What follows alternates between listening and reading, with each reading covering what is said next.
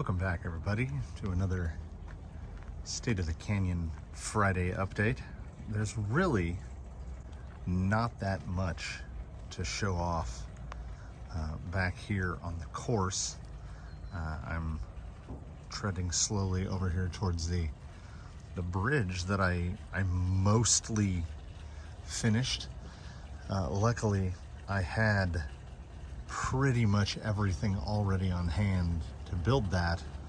Otherwise, with the current state of lumber cost, I don't think I would have been able to afford it.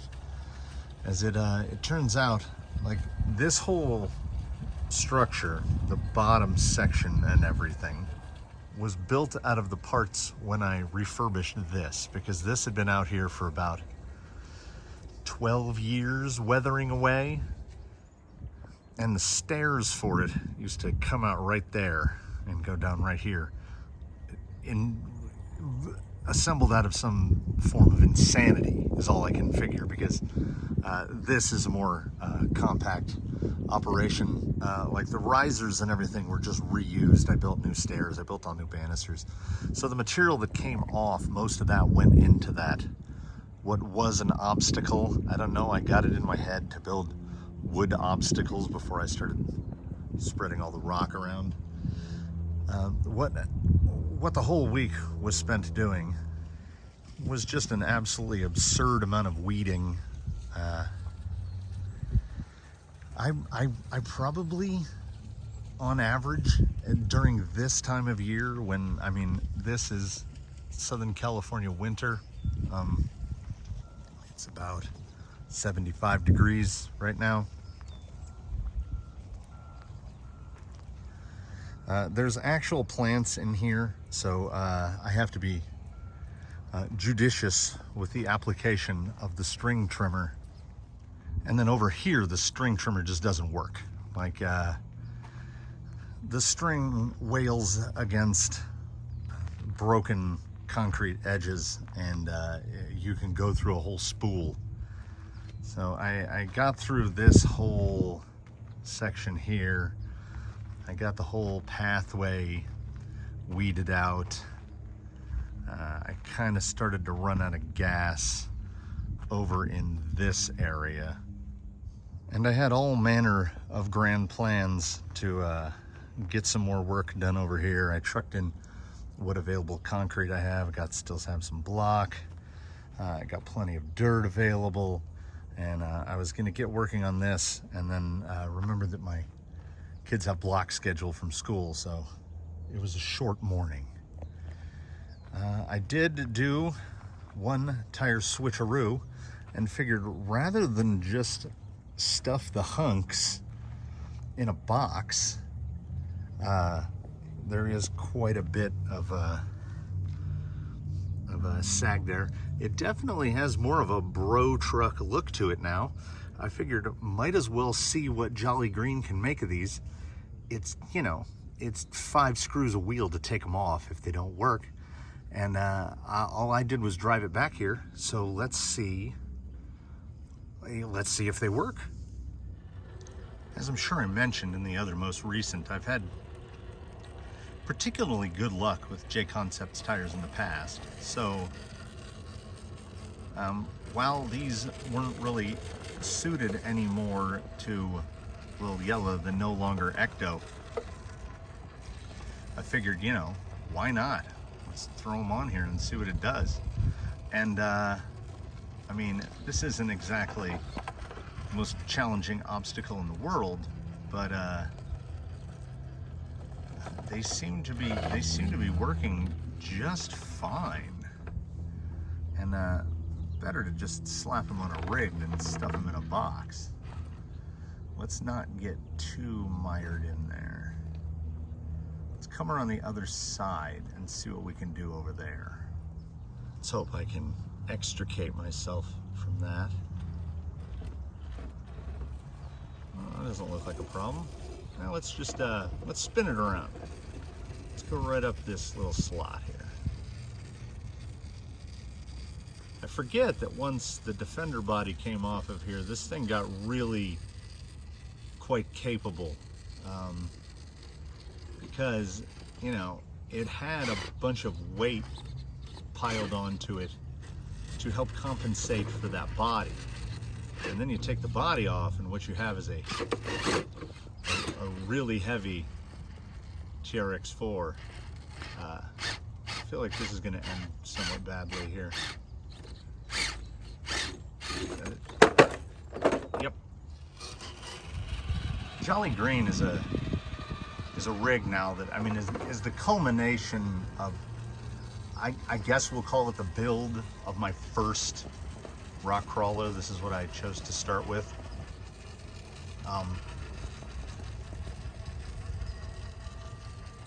And it's a confusing one for me because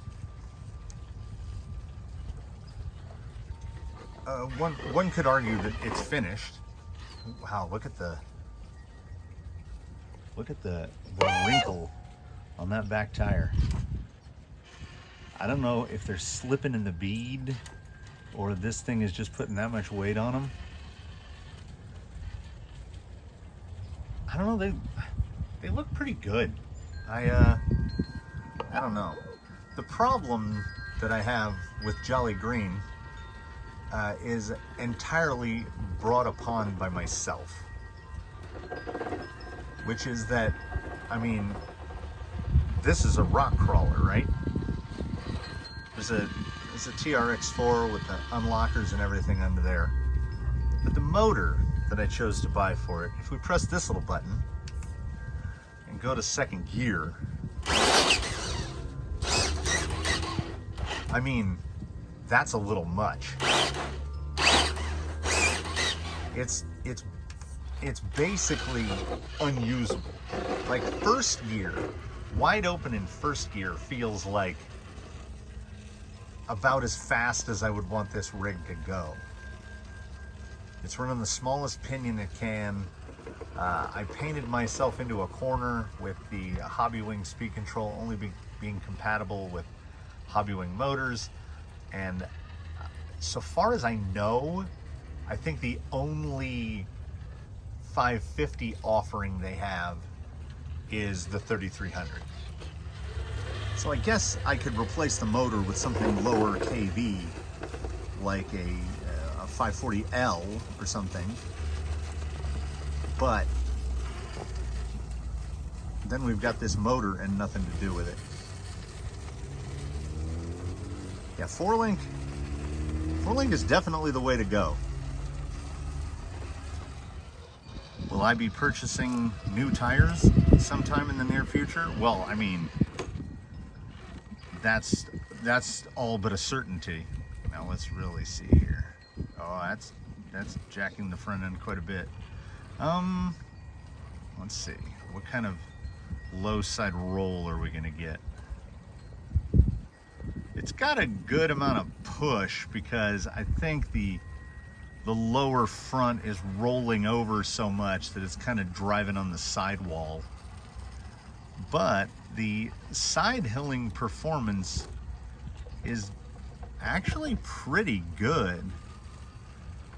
I am a little concerned about how much that rear tire is puckering up.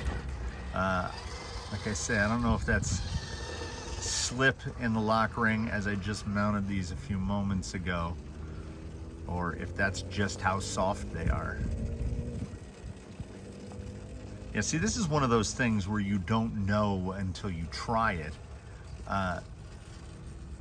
These work better on this than they worked on Lil Yella, and the Scorpios absolutely work better on Lil Yella than they worked on this.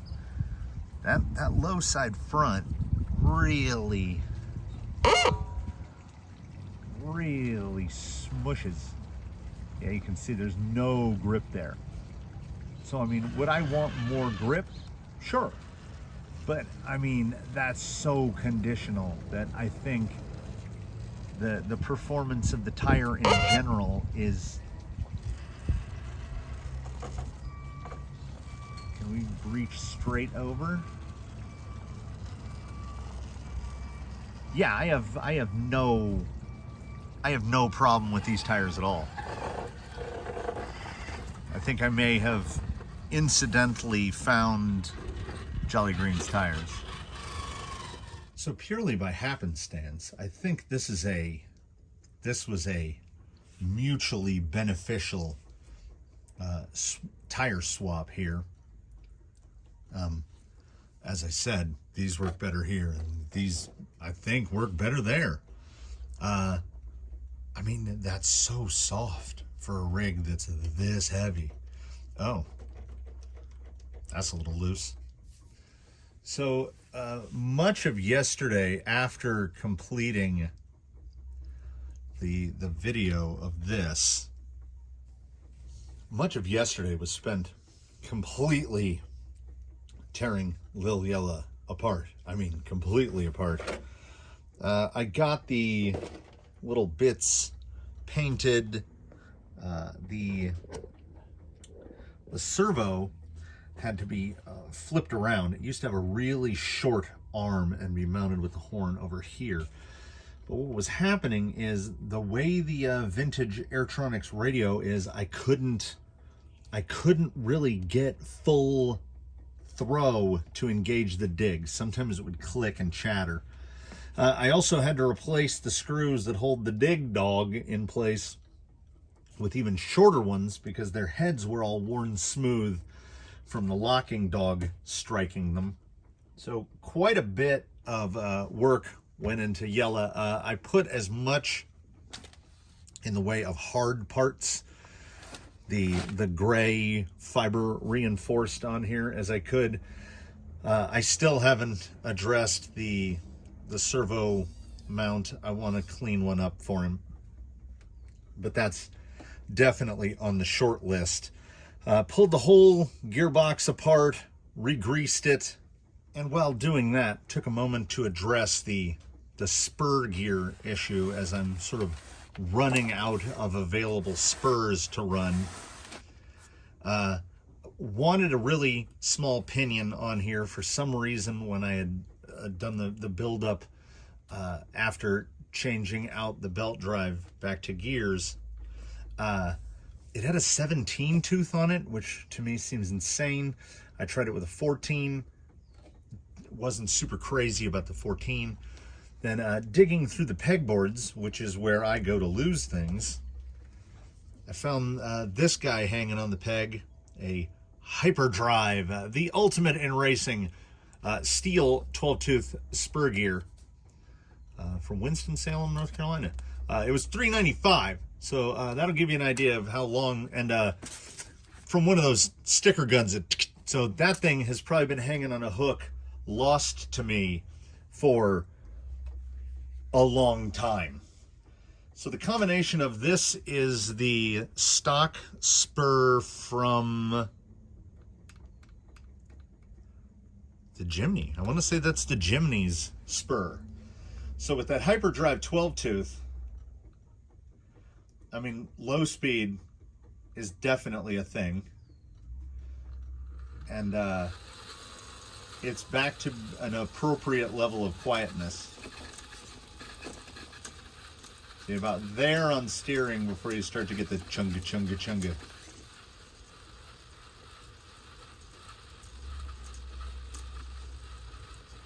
It is quite a lot of steering angle for the stock bits, considering what you've SSD hoops you have to jump through to get 50 degrees. And I mean, I think usably, I mean, oh, we're at a full 45. There's a usable 45 here. This rig definitely has the most steering of anything here, really. And I mean, you add dig to that, and that's a really nicely made old steel spur gear. This week was pretty much just the teardown and rebuild of Yella, the 4-link conversion on the Gate Rover, and now I think I'm kind of shifting into working on Jolly Green to get that one more in line with my vision. this will apply to literally no one, but the trims on an Airtronics MT4 from back in the day are insane. 4, 2, 1, 3, and they're just numbered. So I mean, I know this one's dual rate. I think this is steering. Yeah, that's throttle, and that's dual rate for the brake. This is the problem with having everything programmable. See if we can get some real... Yeah, there we go.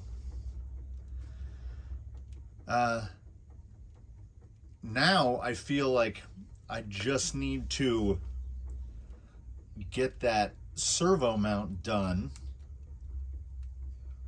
And I feel like yellow will be mostly done. Wow, that is a lot of take up there. Let's go back to 0, and then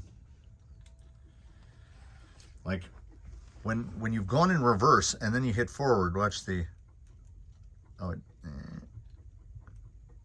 there it goes, taking up the slack in the drivetrain. It's like half a revolution of the spur. I don't know if that's the gearbox. I don't know if that's... Well, the element axles always have a little... Yeah, I don't know what that's about. I'm not complaining. The thing works great. Last note on Lil Yella, and I think I probably mentioned this. I bought the Benedict Harry bumpers to use for the Gate Rover because I like how they're just bars. And it had this massive thing, which is supposed to be a winch mount.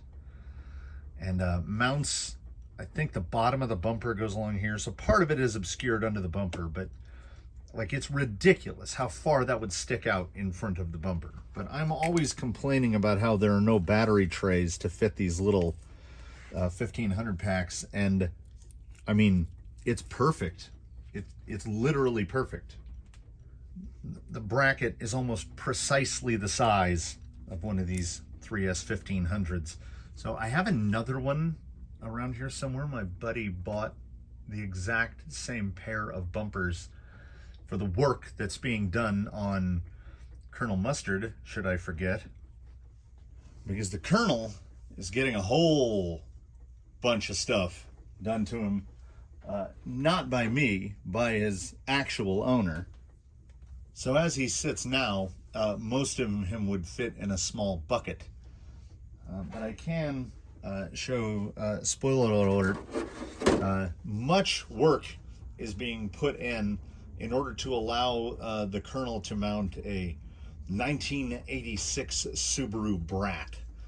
So it's definitely going to be interesting. This body uncut is lighter, is significantly lighter than the Jeep body that's on there now, and is going to mount much, much lower. Like, we've got to fiddle with shock towers and inner fenders getting cut and everything to get that body on there. So this guy was the star of the week as far as I'm concerned, because what I learned from having to struggle through trailing arms and then eventually giving in and converting to 4-link, I've not experienced a performance change so radical on any rig that I have here. Like, it utterly transformed it. And then with the servo and axle, I mean, so this and Lil Yella, formerly an Ecto, share a real lot in common now. They use the same servo. They have the same wheelbase. I might have to, I would love to say put them in a competition head-to-head, but this is an X factor that I'm not sure any amount of setup can overcome. So I think some will be glad to see that this week's update is brief. Not much went on under the course other than a whole lot of weeding. There was a lot of converting to 4-link. 2 rigs converted to 4-link. Still some tuning that needs to be done on this guy. I still wish that was a 27 turn Holmes in there. Yeah, that's about it for this week. Hopefully we'll get a 6-gate in this weekend, and that's about it. So thanks for stopping in, checking things out, and I hope to see you in the next one.